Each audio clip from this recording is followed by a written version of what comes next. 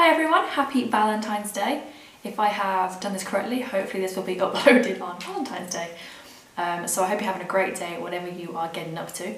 So I thought that I've kind of never really done a video before, or even really spoken about kind of my golfing journey itself. So I thought today I would, take you through how I got started myself, my kind of playing career, and also now what I'm doing with my coaching. So keep watching and I hope you enjoy. Okay, so let's get started with where it all started for me, and how I kind of got into golf. So I was one of those kids that absolutely loved to play any sport. I was always outside, I was always doing something active. I did football, karate, swimming. So when my granddad asked me if I wanted to have golf lessons, I of course jumped at the chance. Well, I feel like I remember this even though I was like 5 years old, but when you just don't know if someone has told you the story and that then becomes why you know it, or if you just remember it. But I feel like I remember him having this conversation with me in the kitchen, and he'd found a set of clubs at a car boot sale. So I had those when I first started, and I started going for this 45-minute golf lesson every Saturday morning at the Belfry, and that was kind of really where it all started. And I think I did that for a few years, literally just going for my one lesson a week. And then I think when I was about 9 I got scouted by the county girls team, and I started doing some training with them on top of that as well. And then again when I was also 9 I had my first tournament, which was, I think it was called the Beginners Jamboree, and it was literally, I think depending on your age group, I think mine was literally a 6-hole tournament, and I actually won it. My first ever one, and I won it, and I remember getting these 2 big trophies. And the ladies telling me that I had to do a speech, and of course this was just I was that really quiet, shy child as well, so I remember that being pure hell. But just the excitement of my first ever one. I got these big 2 trophies that I got to take home, and that was when it really then became my obsession. After that it was golf and more golf. Me and my dad would go to the range a few times during the week. I played golf with him on the weekends at the Belfry with him and his friends. Then I also joined Warmley Golf Club in Sutton, and I started playing there in their junior competition. So literally my weekends were just playing golf, always, every day, as much as I could. And I absolutely loved it. And then kind of as I got older I started having individual lessons as well once a week, still doing my 45-minute junior class on a Saturday morning though, because that was the best times. I really enjoyed those classes, and I'm still actually friends with some of the people who I knew when I was like 8 years old in that class, which is just funny. So I started having my individual classes as well, and started playing in more national events. So I think from the age of 11 to 18, in the different age categories, I played in the English girls, I played in the British girls, which was amazing. I got to go to Ireland and Scotland and play in these events, and when you're 14 years old it's such an exciting thing to be able to travel around and play golf, and like I said, I've made friends for life out of doing all of my junior golf, and just thinking back, I really had some amazing adventures going everywhere. And then kind of came the part where I felt like I wanted to go to America. I always thought, I wasn't really sure if I was ever going to go. It was kind of a dream of wanting to go. And then when I signed with Pro Dream USA, who were going to help me get a scholarship out in America, it all became very real. And I started, having chats and conversations with different colleges, and I was very close to signing with the University of South Carolina. But then last minute, Nova Southeastern came in, and they're based in Fort Lauderdale, Florida. And I just saw the word Florida and that was it. I was going there. The team were doing really well that season. And I signed with them and I couldn't wait to go. So then my next chapter went on to playing collegiate golf in America. So America. So anyone who knows me knows that I absolutely love to talk about my time in America. I mean, I have been graduated, I think this year, nearly 7 years. But honestly, you would think that it was last year, the way that I still talk about it, but I think it really was the best time of my life, and anyone who ever has the chance to be able to go and have the opportunity of a golf scholarship in America, 100% go for it.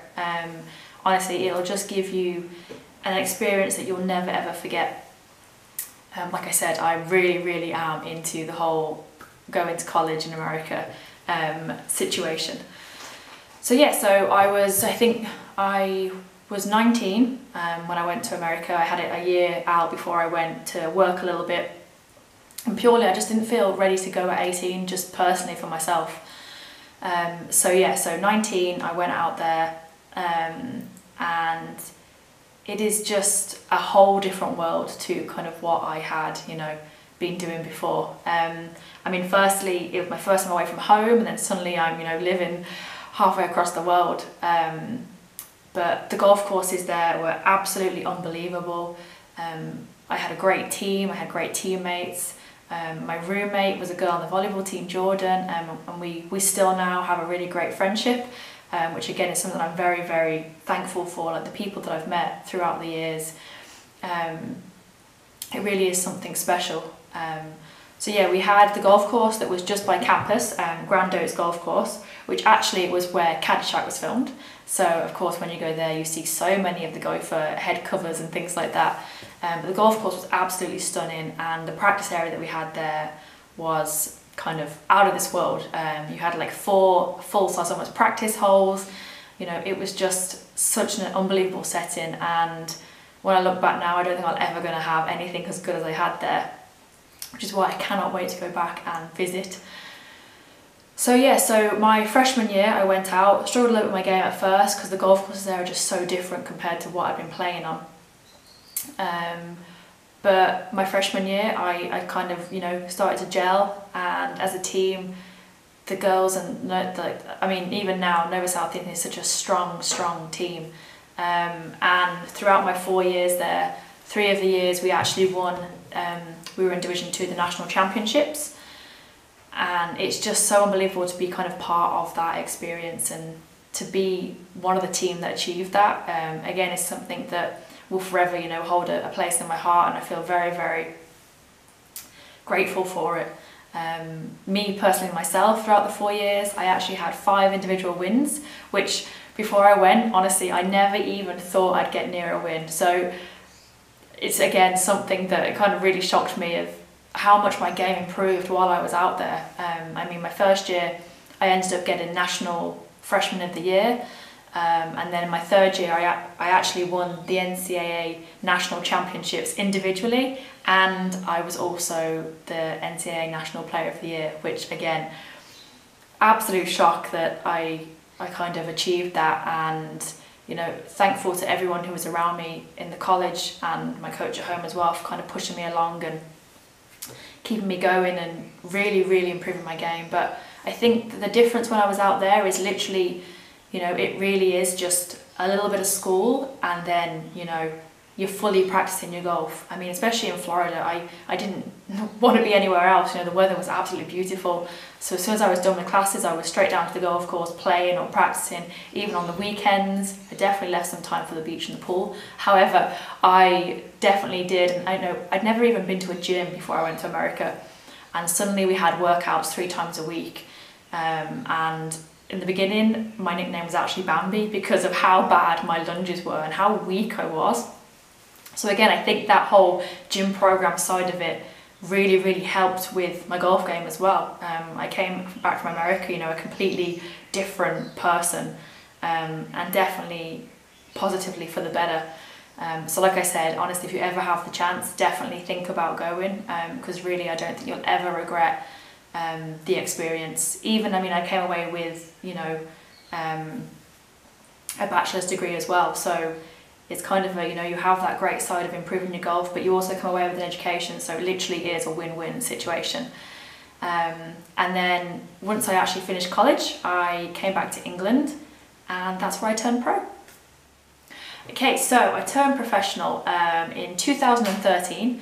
I had an invite to play, it was an LET Access event at Stoke by Nayland.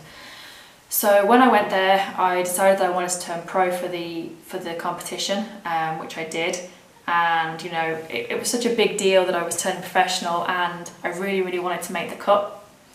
So I think it was my first 7 holes, I was well under par. I was, you know, cruising really well. And then suddenly, I don't know, out of nowhere where it came from, I like shanked 2 4-irons out of bounds.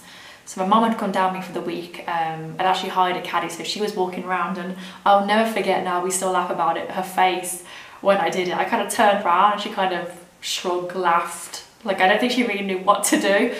And kind of after that, I think I made a 9 on the hole, and I never really got back into the flow of things, and I ended up missing the cut. But it was such a, you know, amazing experience to turn professional, play my first professional event. I had felt a buzz that I hadn't felt before as well.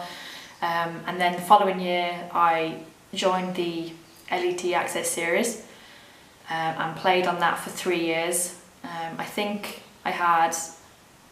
it was a 6th place and a 8th place, and then after that, you know, a few top 20s, and but I think over the 3 years I actually only missed, I think, 4 or 5 cuts, which, you know, looking back, I'm really proud of that. And the fact that I actually just went and did it for 3 years, you know, full-time professional golf is tough. It's hard. It's a lot of money. And it really does take, you know, a lot of motivation and commitment to it. And again, you know, these same people that I grew up with playing the junior stuff with, some of the girls are still playing on the professional tour now, and it's amazing to be surrounded by people that, you know, you can call friends and you can travel with and have a great time with. I went to tour school, I think, 3 times. First time I was absolutely terrified, and I remember just the nerves got to me that week. The second time, I actually got through to the final qualifying, and then whilst there, again, just 1 bad hole. It's typical Abby. I always have one absolutely horrendous hole that then just, you know, blows me out of the water. But yeah, I think in terms of my golf game, it was always very, very mental. You know, go and practice at your own course, and I could do it, and then suddenly put me into a situation where I could feel the pressure, and sometimes my head just wasn't strong enough. And I think it was after the 3 years I just felt kind of really deflated by all of it, and decided that I wanted kind of some time away from playing. I mean, I'm not saying now, you know, I'm only 30. I'm not saying that I won't ever go back to playing. I had thought about it last year, and then the pandemic happened, so that kind of cut that off. So maybe we'll see, maybe next year, if hopefully things are a bit more normal again, I might try and play a few more events, so we will see. But while I was on that break, kind of taken away from playing, I decided that I wanted my PGA. So I signed my PGA, and I was kind of always one of those people that wasn't sure if I'd be a good coach or if I wanted to even teach. And you know, I'd always had this stigma that those who can't play teach, and for some reason someone had told me that once, and it was just stuck in my head. And then I kind of got to the point where I was like, Abby, like, you love this game, you love golf, look what it has done for you, and like, just imagine if you coach, you can give back all of those amazing experiences that you've received to other people, and you can help them play the game that, you know, has given you so much enjoyment. So I kind of stopped being so stupid, decided to my PGA, and I'm now out in Marbella. I'm coaching here. I've been over here for, I think, 4 years, and yeah, absolutely love my coaching out here. I'm trying massively, you know, to push the women's golf game. So I have my women's academy here, and we have like ladies group classes, individual. We're trying to do more playing side of it, and also along with that, I teach a few of the juniors. I also have, you know, men clients, but I think for me, you know, I'm very, very passionate about the women's game, and I think that will always be my drive, is to try and get more ladies involved. Yeah, to get rid of all of these things about golf that, you know, it's just for men or it's this or that, and I just want to kind of smash those things out of the way, and really, really drive ladies golf. So that's where I am now. I'm still teaching at the moment, luckily. The pandemic obviously is still on, but here in Spain, outside sport is still okay, so I'm still able to go to the golf course and able to play and teach. So I'm feeling very lucky about that, especially with the weather right now.